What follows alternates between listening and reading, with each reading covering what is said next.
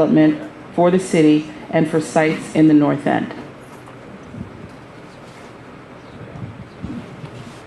Well, brownfield remediation certainly has been a passion of mine for area to which to deposit more debris on, and then we have more work for the blight team.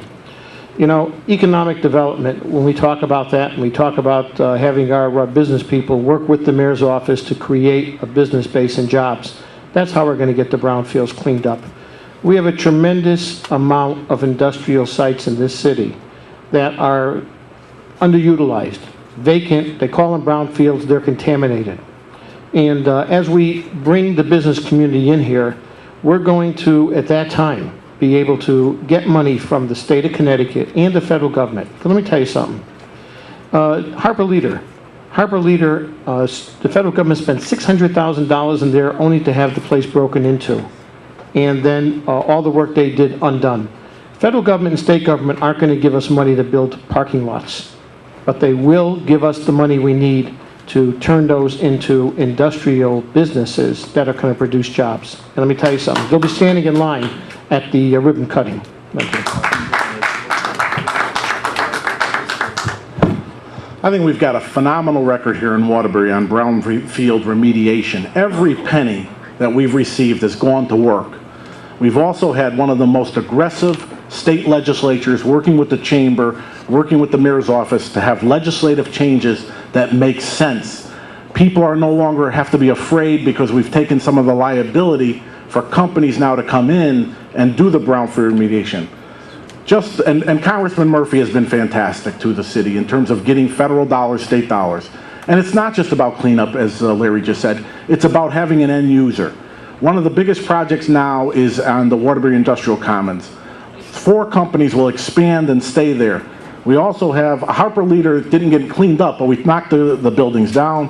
And Bimbo's didn't get cleaned up, but we knocked the buildings down because they are blighted building program. Matatuck Manufacturing, $2.5 million to clean up. It's a private developers in there building buildings. The Pal Playground, Neil could tell you about that. The city of Waterbury, through the block grant, gave the initial money, $250, and then Neil and Mr. Gatling, Dr. Gatling, who's here, went with Congressman Murphy, got another $600,000 for the cleanup. We're doing it. As much as we can get, we're doing it, but don't underestimate what your legislators did with the legislative change. Thank you. I do agree with the mayor that our legislators, both locally and federally, have done a great job bringing money back into Waterbury for brownfield development. However, a lot more needs to be done, and more leadership could and will be shown from the mayor's office come November 9th. You know, we bought with private money 2.2 acres of land behind the Pal School, and that's a contaminated piece of property that we bought. And we bought that for a reason, to make that into open space and a park. We were recognized by the federal EPA administration, Region 1 in Boston, for our commitment to our neighborhood and improving our neighborhood and taking a brownfield and turning it into a park. We were invited, and I was invited to speak, and I did speak at the National Brownfield Conference back in March of this year down in Philadelphia, Pennsylvania. And it was a phenomenal conference, and there were mayors from all over the country that were there. And it was a great avenue for you know, everyone to come up with ideas on how to address funding issues for brownfield development, redevelopment. You know, it's a problem that plagues the country, but particularly here in the Northeast and certainly in Detroit, Michigan area. So I sat down and had lunch and dinner with the mayor of Philadelphia and the mayor of Detroit, excuse me, not the mayor of Detroit, Lansing, Michigan. And we sat, we networked, and we did bring home the bacon. We did bring home the federal environmental money to remediate those sites, and I was proud to do that, and I will continue to do that as mayor for the city of Waterbury. And I might point out to you that my campaign co-chairman is Mr. Gary O'Connor, who is co-chairman of the state of Connecticut brownfield remediation. So thank you.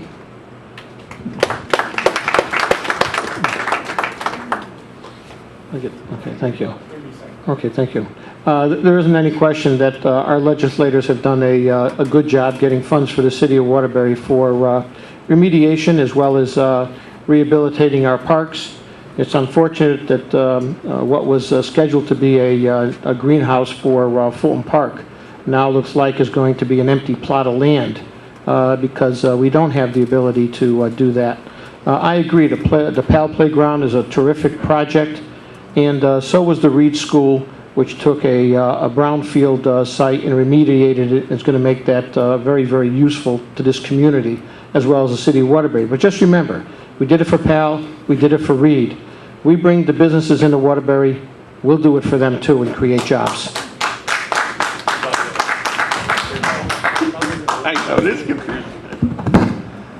Before I finish this question, I do want to say, when he's elected, Walter Morelli will be the first Albanian American on the Board of Aldermen in the history of the city. Back to the other question. Now, one of my best investments ever was putting WDC. Leo Frank came to me and he wanted money for a specialist in brownfield remediation, Art Bogan. What a tremendous asset he is to all of us.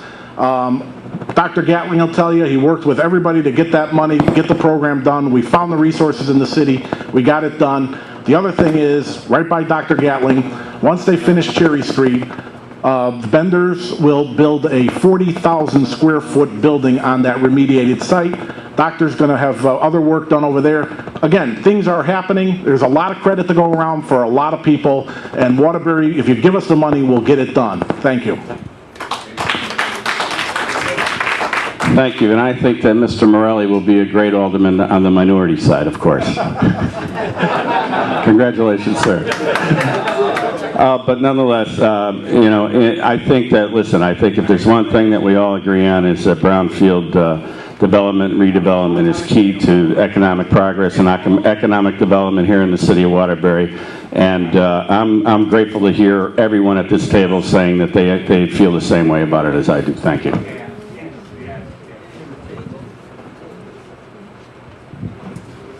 Okay, for this round of questioning, to be fair, we're going to switch the order. Mr. O'Leary, you're going to answer first. Mr. DePillo, you're going to answer second.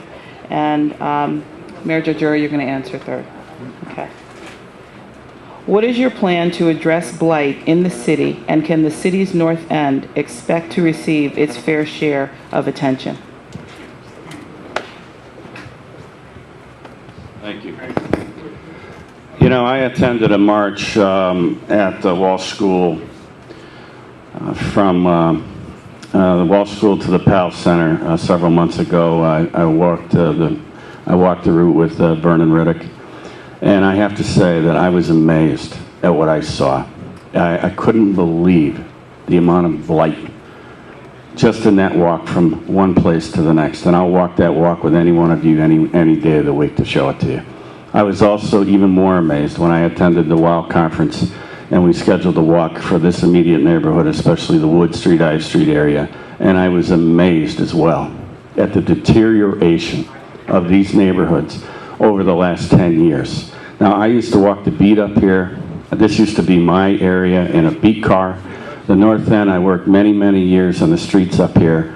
And it was always, I'm not going to lie, that the area was particularly challenged and has always been underrepresented in these areas traditionally.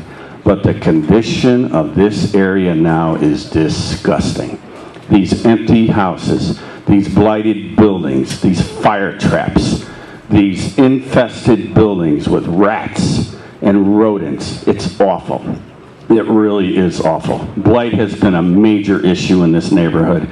And I'm going to tell you, I was amazed when the mayor at the WOW conference said to Jimmy Griffin, I can take those two buildings down just like that with a click of my fingers. And guess what? Within a week, he did. So what happened to the other 9 years and 364 days? What happened? Thank you.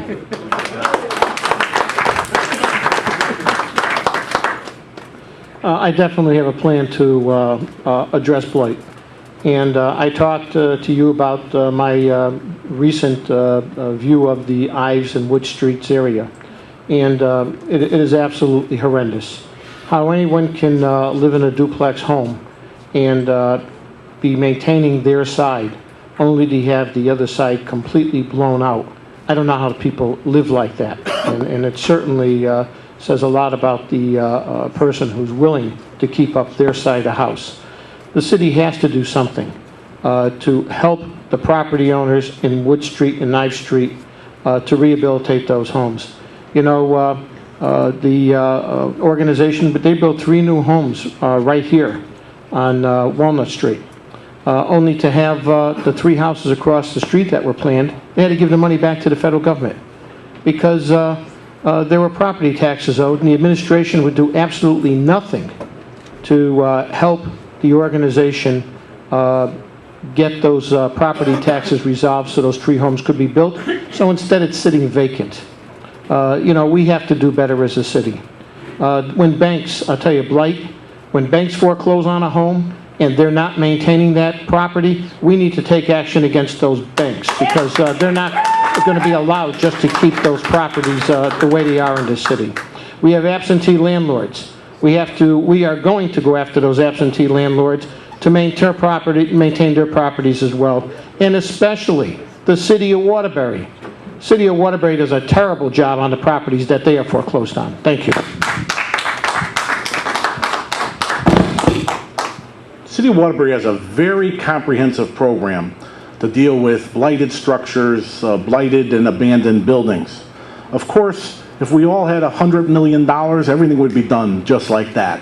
We know we don't have that. We know the tax burden is high because of years of malfeasance and mismanagement. It's not just about knocking down. It's about building up.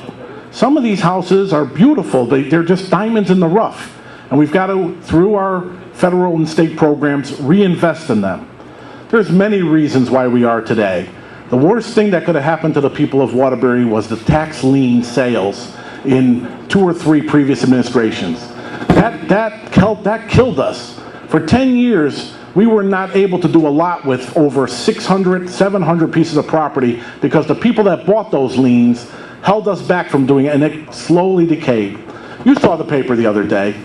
Probably 99% of the money is spent in 3 areas. The whole list was there. This area, North End, the South End, and in the Brooklyn neighborhood of the city of Waterbury. It's not being spent in areas that it shouldn't be spent on. If we had more, we'd do more. Now we do have more. The Board of Aldermen just authorized $1 million, and we're going to do more. We've also found it, like I said, it's not knocking down, it's building up. That's why we've invested over $300,000, if not more, in Leola, neighborhood housing services, other chodos, so that we can reclaim these neighborhoods and get these abandoned structures out of your way. And it's being done, but I know there's more to be done. You can't do everything overnight, ladies and gentlemen. We're doing a lot, but there's more to be done. Thank you.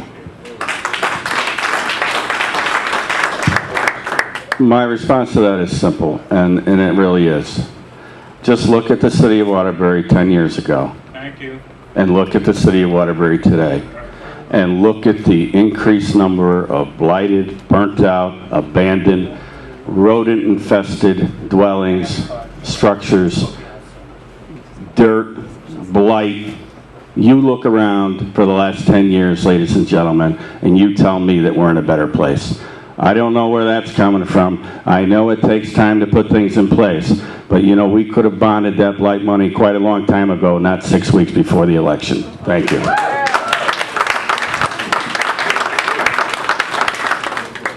You know, everybody talks a lot about blight, but the question is, what are you going to do about it? And that has to come from the mayor's office. Neil's absolutely right. Just drive around the city of Waterbury, any of you. Nobody has to tell you about the blight in the city of Waterbury and the filth. You get to see it yourself every day when you drive through the neighborhoods. But the point of it is, this seems to be a city that allows this to occur.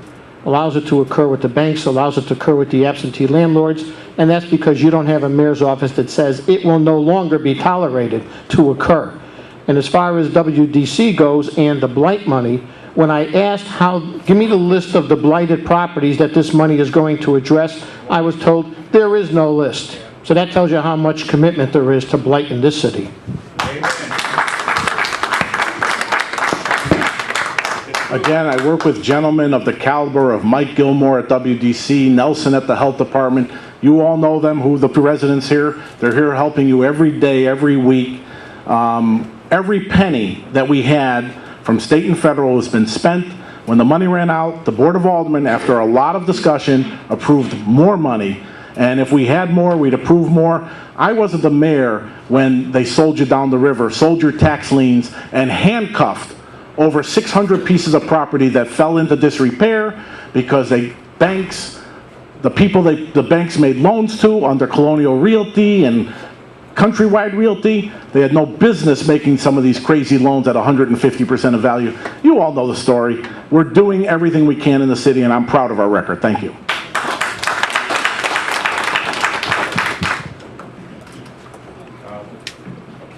Oh.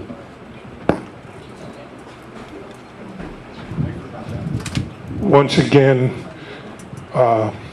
you've heard a name that was mentioned quite frequently, and his family's been a role model in the city. I would like for you to give the Reddick family a hand.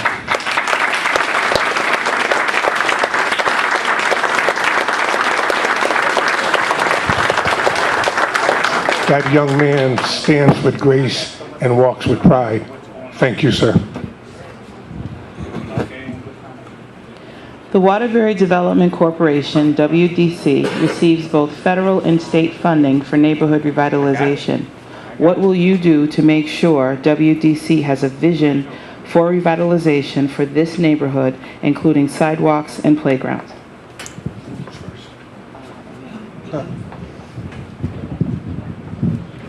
Thank you.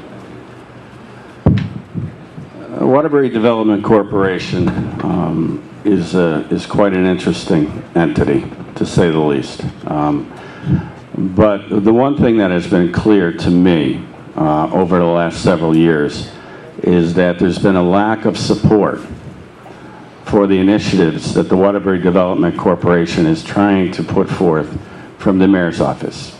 And part of the reason for the lack of support is that there is an incredible disconnect between the leadership at the Waterbury Development Corporation and some of the mayor's staff. I am not suggesting there's a disconnect between the mayor and the executive director of WDC, because that's not what I'm talking about. What I am talking about is that there are certain members of the mayor's staff, and I won't name them by name, who refuse to acknowledge or even communicate with the leadership and some of the people at the Waterbury Development Corporation. That has caused a big problem here in this city, ladies and gentlemen. That has stalled projects. That has delayed projects. That has set the tone for unfriendly conversations. There's people that don't even talk to each other. They don't even communicate with each other. I think it's amazing. I think it's amazing that these people are in these high-paying jobs and they don't speak to each other. And that is one of the reasons why, ladies and gentlemen, that we are in desperate need of new leadership in the mayor's office. Listen, everyone is going to, under this administration, under my administration, everyone is going to learn to either work together or they're just not going to be part of the team. If they can't play in the same sandbox, they won't be in the sandbox. Plain and simple. This has really hurt the initiatives for the Waterbury Development Corporation, and they're getting stalled and delayed because of the personality disorders and disputes between the mayor's office and the WDC. Thank you.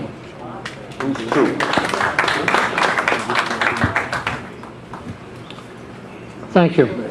I don't think there's really a disconnect between the mayor's office and the WDC. I don't think there's a connection at all. I think, unfortunately, the Waterbury Development Corporation thinks that they're a body that is not really in any way, shape, or form connected to the city of Waterbury, nor are they responsible to the city of Waterbury. When I've had these individuals come before the Board of Aldermen, they've not been responsive at all. And it's time for development and to come out of the mayor's office, if that's the case. As far as the projects and state funding for the revitalization of our streets and sidewalks and parks, in order to do that, you have to have a plan. You have to have a list.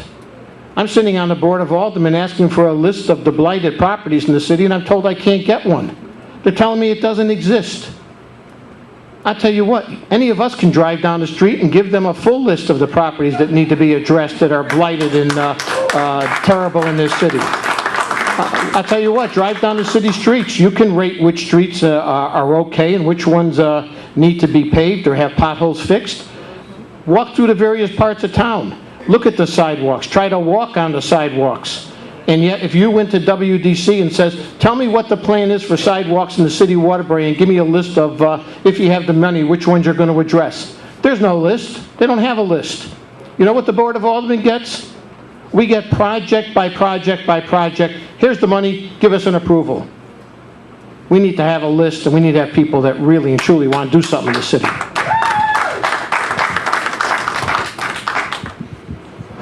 Well, I can tell you, a lot of people had input in the model. And I think the model is a very successful model. There are a number of people, all stakeholders that sit on the WDC board. Their meetings are open. They can have public speaking. As a matter of fact, the president of the board, Mr. Penarewski's on there. Cicero Booker, the minority leader's on that board. Dr. Gatling holds a seat on that board.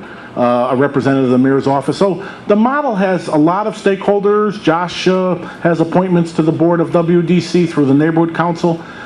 In terms of vision, and of course, there's a lot of money that they administer. The block grant money is very important to all of you.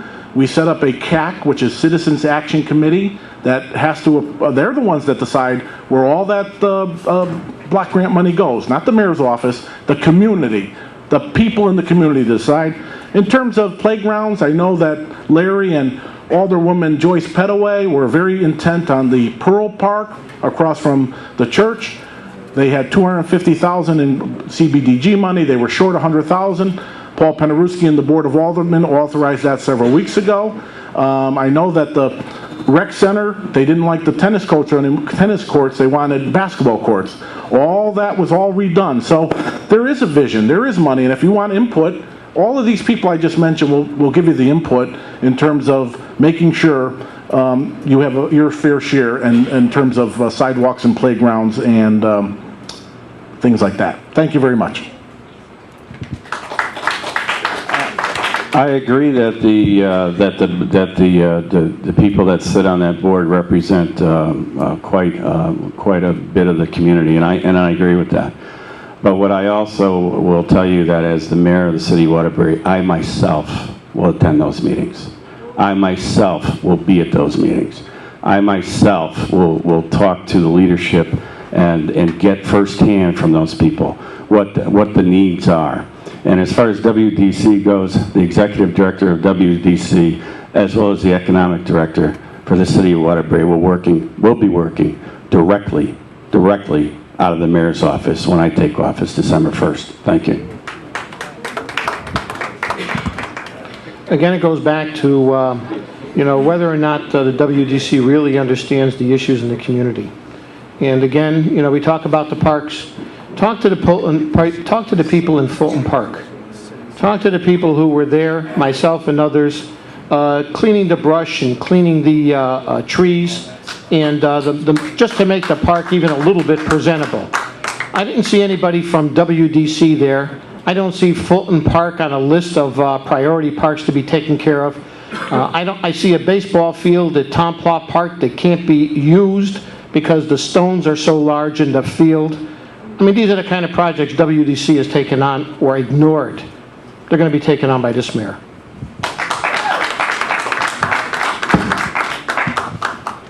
I just don't feel it's a good idea to bring everything back to the mayor's office. That's where a lot of trouble happened. A lot of politics, a lot of stuff was hidden. The current system, full transparency. Everybody knows what's going on. It's a board of all the stakeholders. I think they're doing a good job with the resources we have from the federal and state government. So really, if there's a problem with WDC, you, the community, should tell me, other than we keep getting cut more and more and more by the federal and state government. The most we get, we put it right out to the community. All of you have a seat at the table through your representatives on the WDC. Thank you.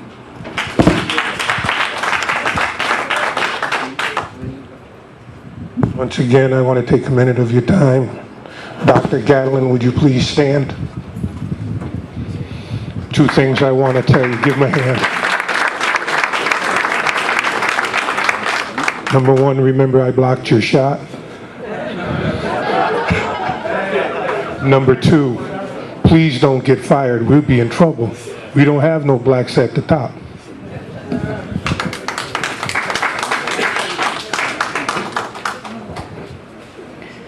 We have one more question in the round of questions that we were asking, and then I've been handed 2 questions from the group at large. So I have 2. Pardon? No. I've been given 2. Monroe? Do you want me to ask these 2? Take one of those and then you pass out cards. Cards have been passed out. Take questions from the audience. No candidate can give us a question. Okay?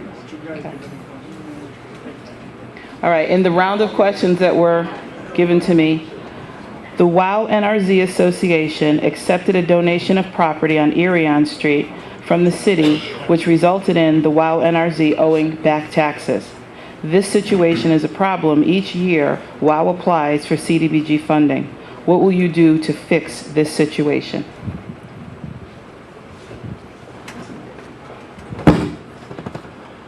It's an impossible situation, and it shouldn't be happening. This is part of the disconnect, and these are the issues that you guys have to decide when you're going to choose your next leadership for the city. So the city donates land to the WOW NRZ, obviously with I would believe the intention of improving the neighborhood. Except that the city is levying these tax charges, and now because the WOW is not in a position to pay the taxes, now they can't develop or improve the property. Does that make sense to any of you guys? I'm glad, because it certainly doesn't make any sense to me whatsoever. Now, it is, in all fairness to the city, it's a complicated issue, right? You just can't say, we're going to donate this and relieve everyone of the responsibility for taxes, and you can understand where that might go. So there's got to be a collective, collaborative effort of everyone involved to sit down and come up with a solution to the problem, instead of ignoring it, and instead of the WOW NRZ folks being turned down year after year for funding because of this issue. It is ridiculous, and I will suggest to you that this is what this current administration has created and not fixed. And that is the reason why one of the many reasons why I am running for the mayor of the city of Waterbury. These situations are ridiculous and shouldn't be happening. Thank you.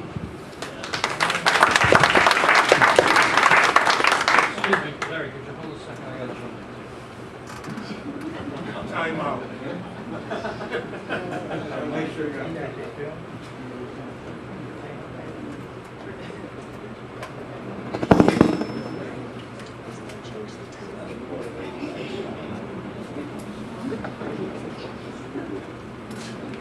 You sure you got film in that? Okay,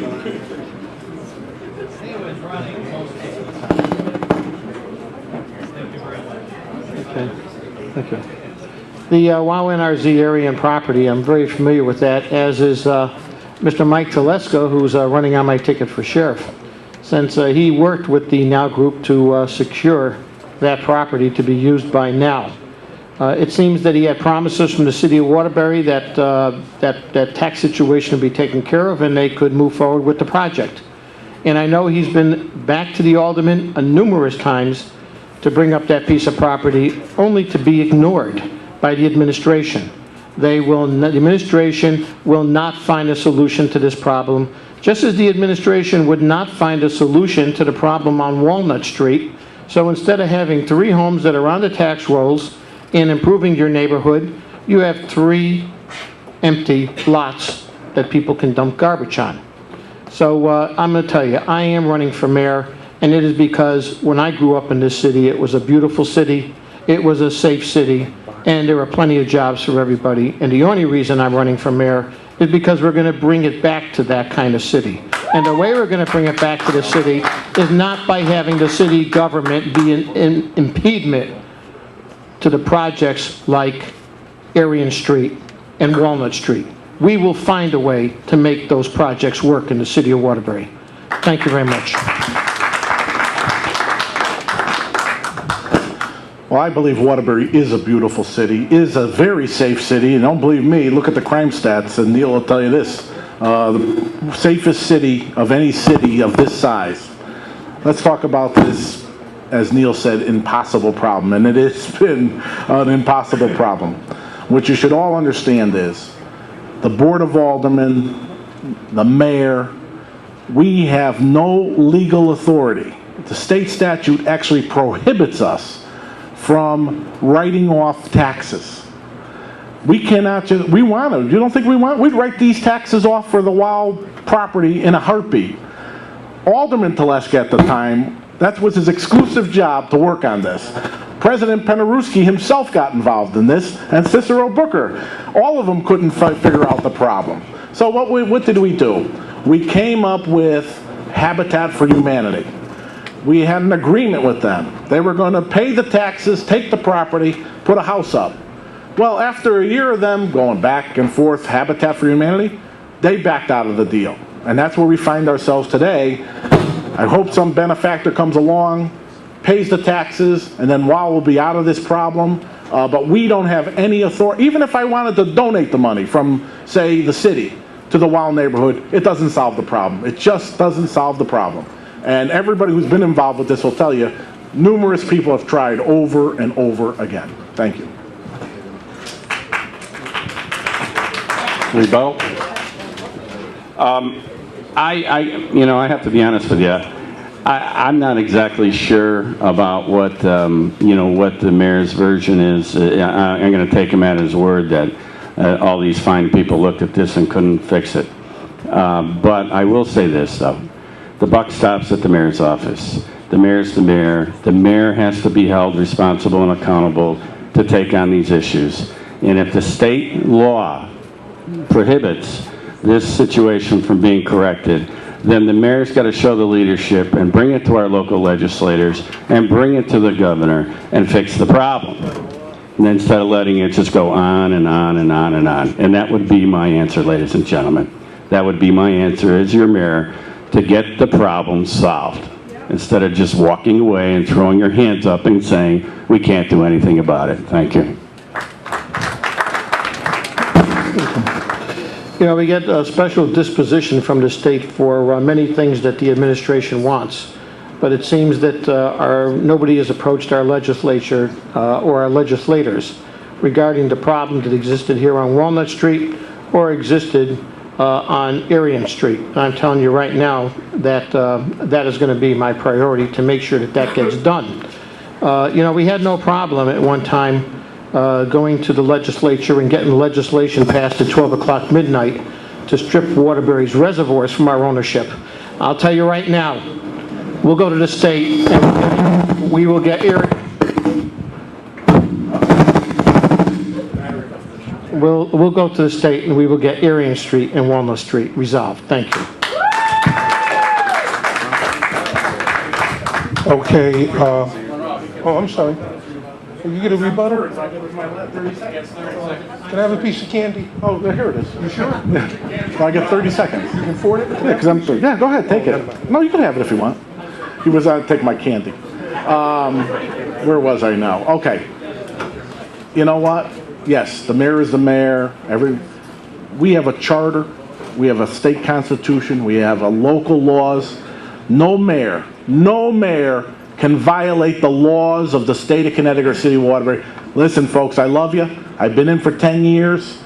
Not a whisper of impropriety. I'm not going to jail for anybody. And the legislature will not give the authority to abate taxes to any municipality. They don't want to go down that slippery slope, because once we start abating taxes, every community is going to start having a little funkiness going on. So I'm not going to jail, and I'm not violating the laws for anybody. Thank you.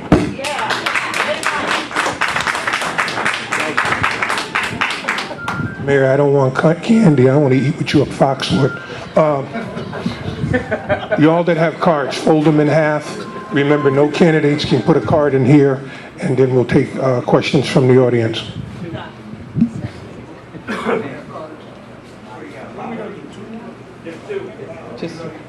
Anybody have any questions?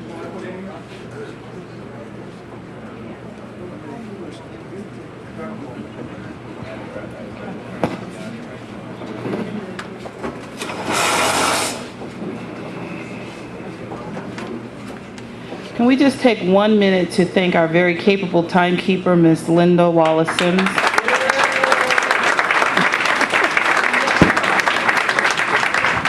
Before she picks it, all of you all have been to all the headquarters.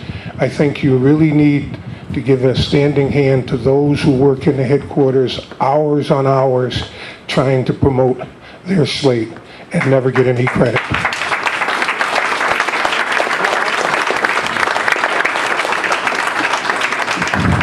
We have another problem on Arion Street. Somebody's car is blocking everybody else in.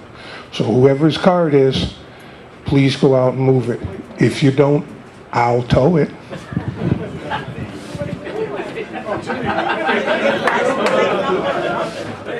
You sure?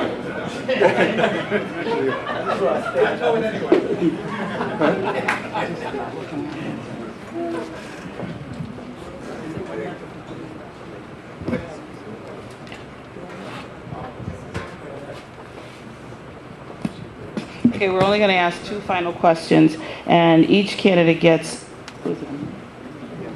will get a minute to respond and 30 seconds for rebuttal. Okay, the question is, it is clear that each of you has qualities that would make a good mayor and cares about the city. Please say something positive about the other 2 candidates at the table.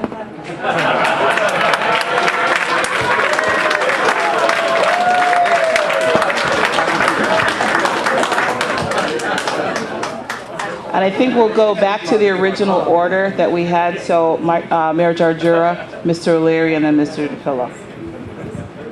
Well, you know, I'm honored to be in their company. And of course, we're all fighting.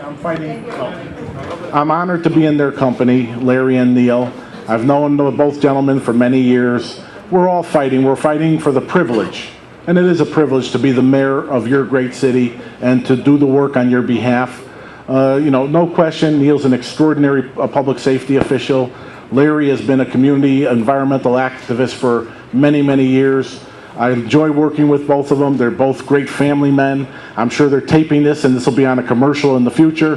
But really, you know, all 3 of us here, we love the city, we love the people, and we're fighting for your privilege of representing you in the mayor's office.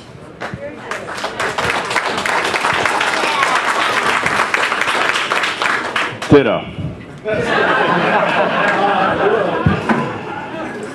No, in all honesty, I have to say, of course, that I worked with Mike Jarjura for many years, and I know his family, and I'm honored to know the Jarjura family. And everyone at this table has their vision and their feeling for the city of Waterbury, and you can't fault them for it.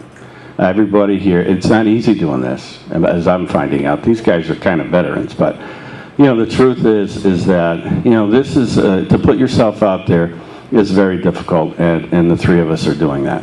I will say this though, the negativity that has arisen over the last couple of weeks is very disheartening, and I'm not finger pointing. It's just very disheartening. I was at church this morning, and a really nice lady said to me, "Can't you guys just talk about what you're going to do for this city? And can't you talk about the issues?" And you know what? I would suggest this is what we should do.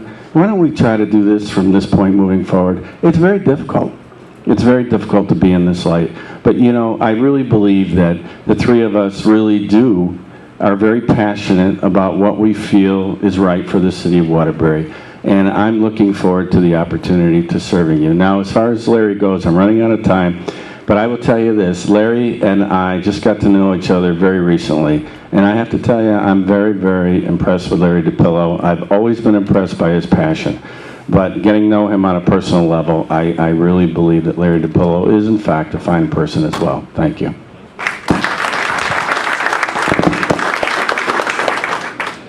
Well, Mayor Jarjura and I have known each other now for a few years and through a few campaigns.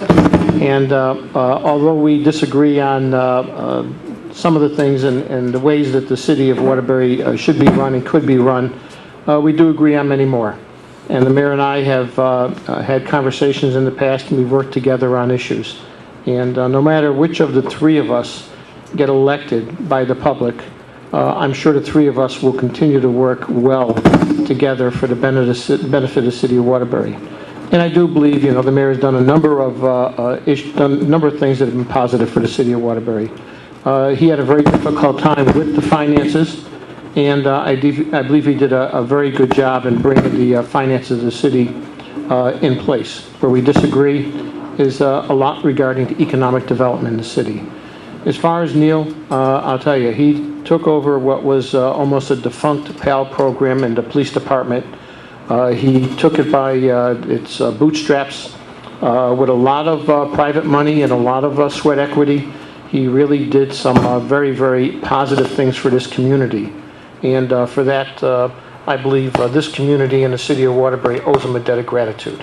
So I'm looking forward to hopefully being the next mayor of Waterbury. That's up to you. But these two gentlemen I eminently respect. Thank you.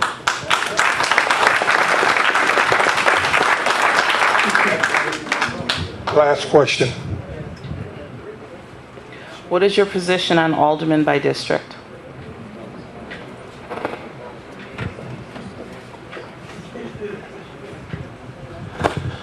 I know it's been a number of years we've brought it up. Unfortunately, it has not got the favor of some of the charter revision process. People are passionate on both sides. I firmly believe, though, it deserves an up or down vote, a binding vote by the public of Waterbury very soon, if not, maybe not this election, it's kind of late. Clearly, when we had only two parties, and there's 9 aldermen usually run on both parties, out of the 18, 15 got elected.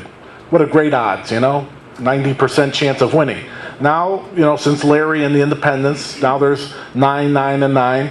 So it looks like it's almost 50-50, but you can't always hope for that. So I can understand where people want the chance to have a head-to-head election, just like mayors, city clerk, town clerk, city sheriff. But absolutely, this is a decision the public has a right to vote on. We shouldn't have all these gamesmanship in denying the public a binding vote on it. Thank you. And I agree. So that's really easy. Ditto. Again. But, I do believe it should be on the ballot and let the population of the city of Waterbury decide. But I really, really do believe that there's many neighborhoods that are not represented properly under this current system. And, it's been a problem. And it's not going to go away. We have to address it. And I don't know about the shenanigans of the charter revision that the mayor is alluding to and all these other issues, but I do know that as mayor, I believe this mayor, but I'll tell you that the next mayor, if it's me, will put the question on the ballot and let the people decide. And if that doesn't go favorably and we're still dissatisfied about underrepresentation in certain neighborhoods, then we'll continue to work together to find a way to fix the problem instead of ignoring it. Thank you.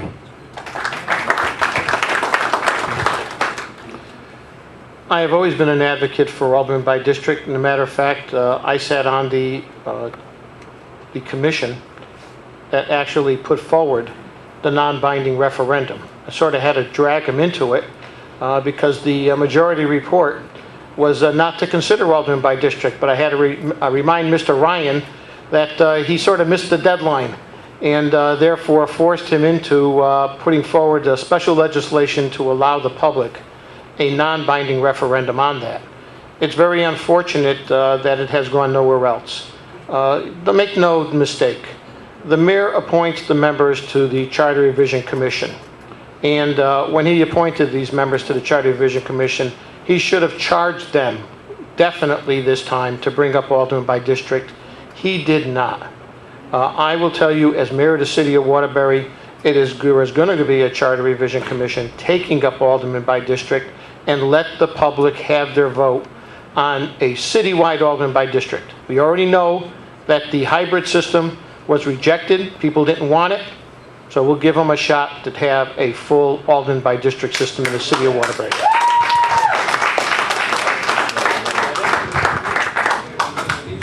Okay, Let's everybody give the candidates a hand. They did an excellent job.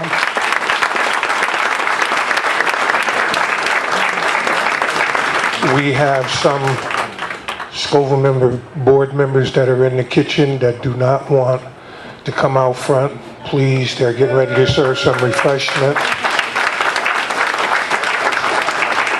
And to tell you how powerful, Mayor, have a seat, to tell you how powerful they are, they said, Mr. President, you should apologize about the Foxwood. Oh, okay.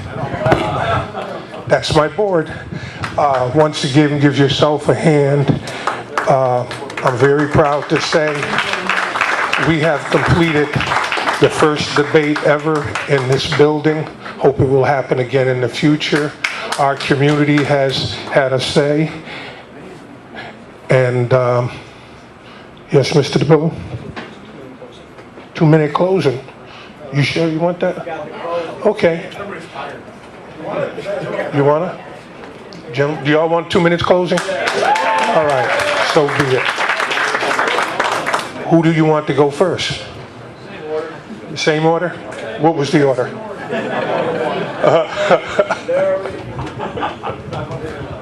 I'm number one. Well, first of all, I want to thank all of you.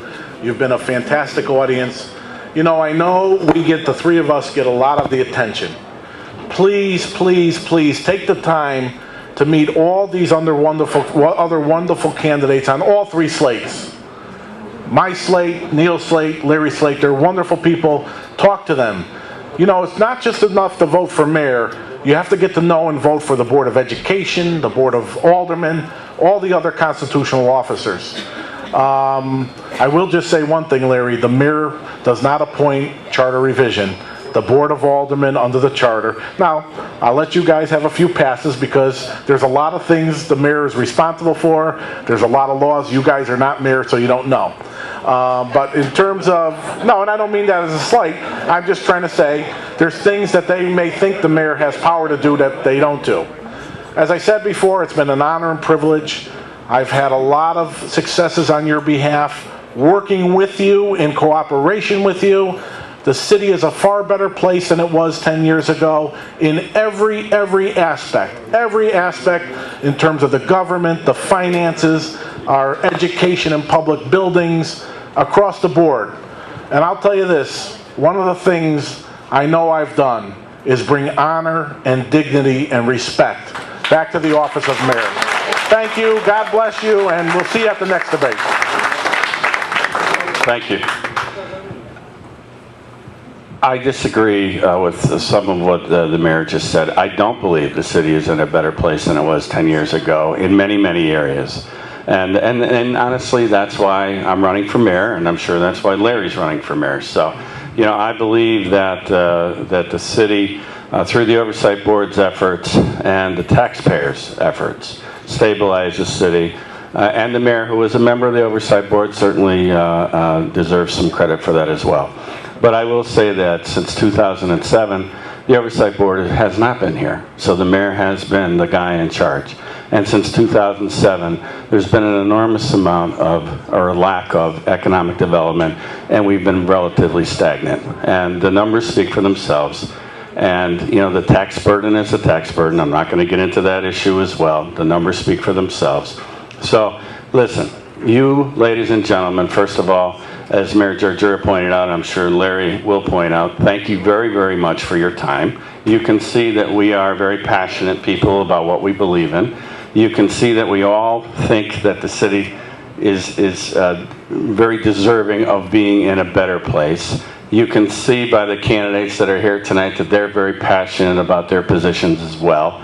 I know that it's difficult for me. I, try to get my points across, and Larry and the mayor, and it's difficult to do it in a way that is, non-controversial, and you worry about, certainly want to be respectful to everyone in the room, and I think we were able to do that tonight, and I thank you for the opportunity. I will tell you that, my particular record speaks for itself in many, many areas of not only public safety, but leadership on the Board of Education.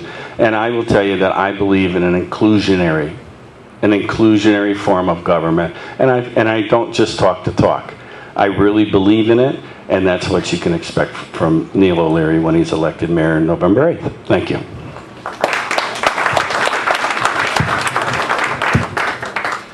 Thank you again to the YNRZ community, the Scovill Home Association, to James Monroe, and the public who've attended this mayoral debate, and certainly our timekeeper and our moderator here. We have to ask ourselves, for how many years have we been waiting for the economy of Waterbury to be better and our neighborhoods cleaner?